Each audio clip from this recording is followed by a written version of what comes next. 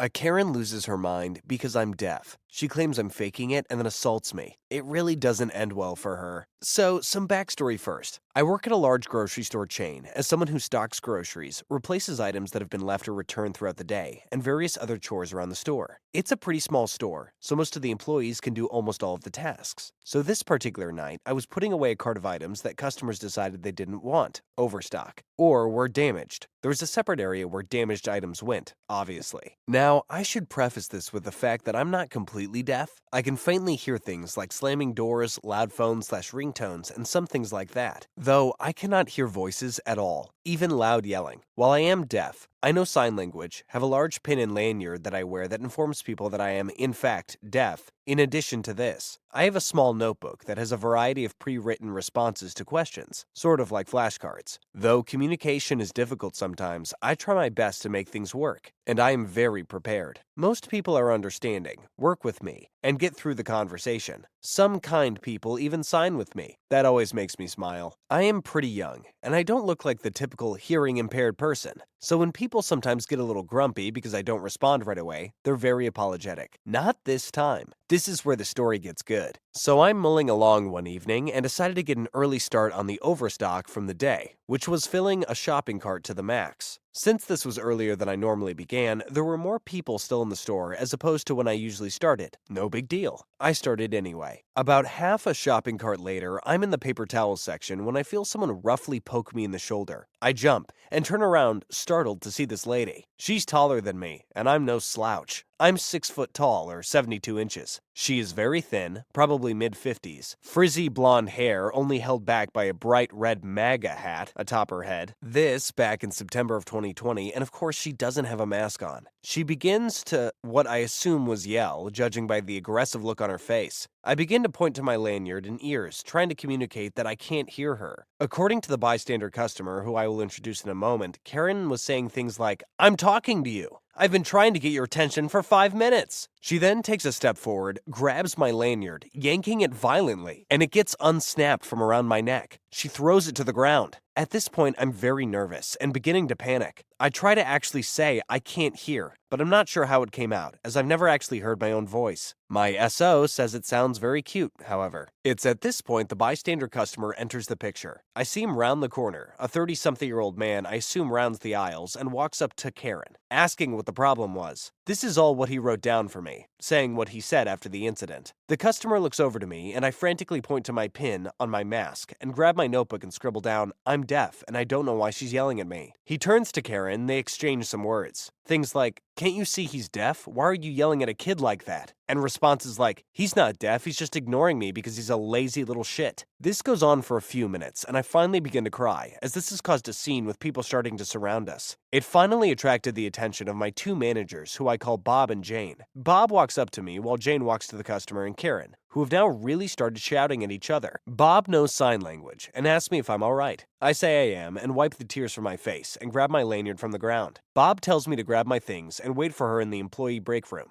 About 15 minutes later, Bob and Jane walked in with the police officer. The Karen had been arrested. Bob explains to me in sign language that Karen had been arrested for third-degree assault, and the officer needed a written statement, and asked if I wanted to press charges. I happily say yes and give my statement. The bystander customer stuck around, and I wrote him a thank you note. Bob also gave him a gift card for being an upstanding citizen. This was by far the worst experience I've ever had with a customer, but I'm thankful that awesome people like the customer, Bob, and Jane exist. Also, Karen got sentenced to a few months in jail, probation, and was fined a hefty amount, and I honestly hope it destroys her life. I don't know what to say, except I'm sorry you had to go through that. I'm really glad this crazy lady got punished for her behavior. These people need to learn that this isn't okay. There is a reason we have laws against assault and discrimination, and she broke both of them. I'm glad you're alright though, but wow. Also, kudos to the bystander customer and Bob and Jane. It really seems like you work in a supportive environment where people got your back. This next story is hilarious, and it's worth a listen. It's titled, "Keep Me Up at Night with All Your Loud Parties. Enjoy Being Shamed on the National News." In September of 2020, the apartment next to mine was let out to two young women, both students. After they settled in a bit, it turned out they wanted to have a party. No big deal, except Belgium was in full lockdown at this point due to COVID, and you were supposed to only have one fixed visitor over. But then again, to be young again, etc. So I didn't really care. During this time, I was working in healthcare. I work with mentally disabled, but I volunteered for the HOC COVID team, meaning I got called upon to tend to those residents who were sick and needed quarantining or were effectively diagnosed with COVID. This meant pretty long working hours, and I spent about 10 to 11 hours a day at work, with a full hour bike ride to and from work. Needless to say, I was pretty tired pretty much all the time, so I wasn't looking forward to the noise from a party, but I'm pretty chill, and know that living in a city, some noise is to be expected. So they are having their party, and I can stand some noise and music, but this party was fucking wild. People shouting full on in the hallway, wrecking things, etc. At about 4 in the morning, I introduced myself to the neighbors and asked them when they could expect their company, 20 plus people, to leave, and if they could refrain from having a party the next day, as I have to work and get up at 6 every day. So they promised they would keep it down the rest of the night, they didn't, and they wouldn't have a party the next day. Plot twist, they did have another party, and then did another one the day after. At this point, I had been going a full 3 nights without sleep, and was nearing neuroses. Every night I had talked to the girls, and every night they would be full of apologies and stuff, but nothing would change. I also felt terrible when I had to enter their place, because it would be absolutely packed with people, and I work with some very vulnerable people at work who I wouldn't want to spread COVID to. This was pre-tests, pre-vaccines, pre-much of the knowledge we now have about COVID. Luckily, the weekend came, and they went to their parents, and I could recover a bit. Suffice to say, I wasn't really liking my new neighbors. During the next few weeks, they refrained from big parties, but they would have a constant flood of people coming over during the night. And by constant, I mean constant. Like their bell would ring 70 times a night, and people would always be coming or going. And those people would be drunk and loud. Our communal hallway is pretty much an echo chamber because it's all stone, and any noise will travel throughout the building. Basically, I couldn't rely to sleep at night. It drove me crazy. I could only sleep Friday through Sunday, because then they would go off to their parents or whatever. I couldn't grasp how they could know this many people that would be always coming and going. During one night, while knocking on their door to complain about the noise, I encountered my upstairs neighbor, who is also on Reddit, hi, and decided that we would have to join forces to get this to stop. My neighbor told me some important bit of information. The reason there were people coming and going all the time was because they used their apartment as a makeshift bar/hangout. During this time, bars were closed due to COVID, and all those students were using the big apartment to hang out. Moreover, across the street was another frat house, with 5 boys living there, and that too was a secret hangout. So people would hang out at those 2 places and cross the street if they wanted a different atmosphere or wanted to see their other friends, etc., etc. And the boys from across the street would also come over 15 times a night. Most visitors seemed to be law students or affiliated with them. Basically, our communal hallway was just a part of their cafe space now. So we tried talking to the girls. Then we started to talk to the visitors. None of them had any sympathy for us. When we were asking them to be quiet at 4 in the morning, most of them just laughed at us, as we were the pesky neighbors, no doubt. Even more of them were just so wasted that they didn't know what they were doing. So we started calling the police. Dozens of times. Most of the times, they weren't let in, and police told us they couldn't do anything. We kept calling, as we wanted a record of our calls in the system. Belgium was still in full lockdown at this point, and what they were doing was full-on illegal. Even so, police told us their hands were tied if they wouldn't open the door. When the police couldn't help, I turned to the next best thing. I'm a social worker, and so I've no problems looking up information and calling around to look for help. This is what I did. Most places, student unions, police town hall, were understanding, but couldn't really do much. So I acted on the suggestion of the upstairs neighbor and contacted one of the girls' deans. I shot him a nice email about sorry to have bothered him and taking up his time, but I had this big group of students from his faculty ganging up every night, and maybe he wanted to know about it since they were breaking every possible COVID rule that existed at that time.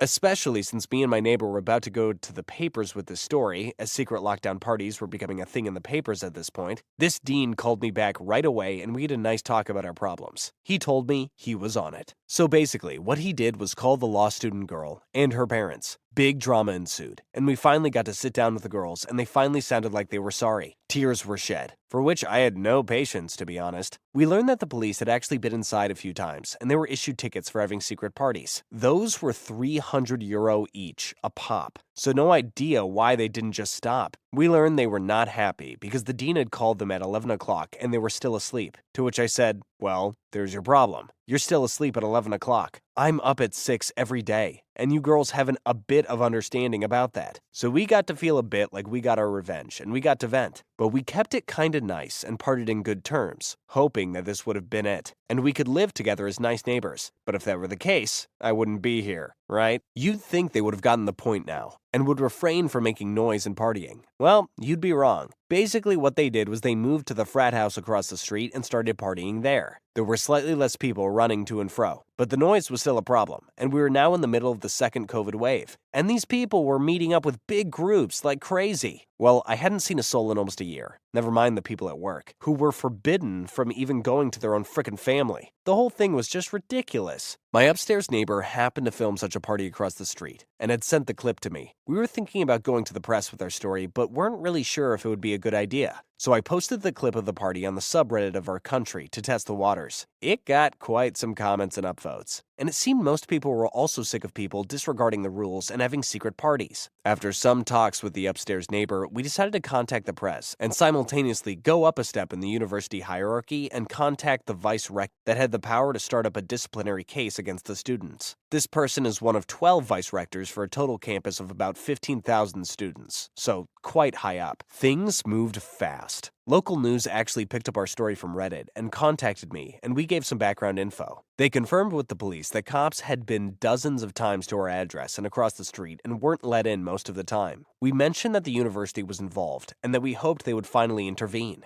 The next day, the piece was on their website. It went viral there and got promoted to the sites of most national newspapers. Its headline was sensational enough, mentioning the dozens of times police had showed up and also mentioning how healthcare workers were being kept up by selfish students. At the same time, the vice rector contacted us to take our statements, which we already had prepared up on paper, and informed us they would investigate and could possibly start up disciplinary action. At the same time, more reporters were contacting me throughout the day, and we made sure to mention that to her and link the university the printed articles. The next day, while at work, I got a message from the upstairs neighbor that a film crew from the national news was at our doorstep. He declined to talk to them, and I would have done the same since this was pretty big by now. But they made a segment anyway, and sure enough, that night at 7, here was my street and a short section of cops standing in front of a closed door a dozen times, and the local press cop talking about the troubles of closed doors. Best part about it was that a student from the offending frat house across the street had let the film crew in and said on camera exactly what we were accusing them of towards the university. That they had been having parties and didn't let the cops in, and that they had done it multiple times. No idea what made him think that was a good idea. Anyway, trying not to make a huge story even longer, the press died down sometime later, thank God, and the disciplinary action from the uni went through. Before the hearing, we sat down with the girls from our block and cleared some things up. We wanted to live like normal people together, and we tried to make some amends, because we put in a kinda good word for them.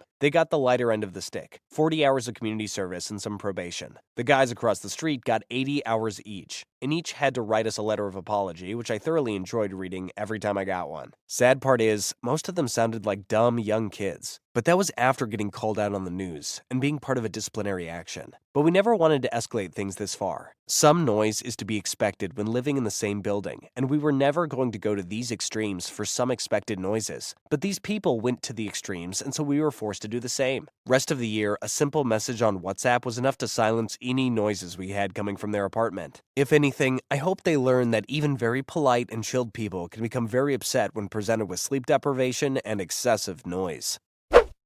I like this revenge. Great story, OP, and well done. You were more patient than I would have been, especially working with the vulnerable. I have so much respect for how you and your upstairs neighbor handled that situation. They have absolutely zero respect for you, your neighbors, frontline healthcare workers, such as yourself, and COVID rules. It doesn't matter how old they are.